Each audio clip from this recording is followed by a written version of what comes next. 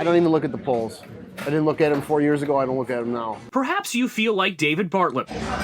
When he's out to eat and talking politics, he has no time for anyone that brings up the latest presidential polls. 4 years ago, it was supposed to be a landslide Hillary victory, and what happened? So is Mr. Bartlett right? Are polls irrelevant, or can you actually trust the polls? To find out, Patrick Murray, we interviewed Lee Miringoff, two of the nation's most respected and experienced pollsters, Patrick Murray of the Monmouth University Polling Institute and Lee Miringoff from Marist College Poll. I think there's a lot of benefit. Miringoff still views polls as a useful tool, revealing which issues matter the most to voters, and also A source of information beyond just what the candidates and maybe even the media are offering about a race. for Patrick Murray, polls provide a public service. polling gives us a window onto who we are as a people.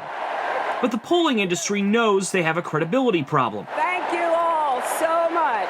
with recent critics tracing the issue back to 2016. For instance, in Wisconsin, the day before the election in 2016, Hillary Clinton had a 6.5-point lead in the polls, according to Real Clear Politics polling averages. President Trump would go on to win the state. The problem that we had in 2016 was not that polling was any more inaccurate than it had been in the past. It was just that the inaccuracies happened to be in one particular direction. What pollsters now know is then candidate Donald Trump persuaded white voters to break with long-held predictable voting habits and vote for him. Polling samples that once represented the population at large no longer did. Pollsters say they've since adjusted.